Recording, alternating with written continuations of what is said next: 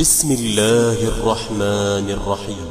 القارعة ما القارعة وما أدراك ما القارعة يوم يكون الناس كالفراش المبثوث وتكون الجبال كالعهن المنفوش فأما من ثقلت موازينه فهو في عيشة راضية وأما من خفت موازينه فأمه هاوية وما أدراك ما هي نار حامية.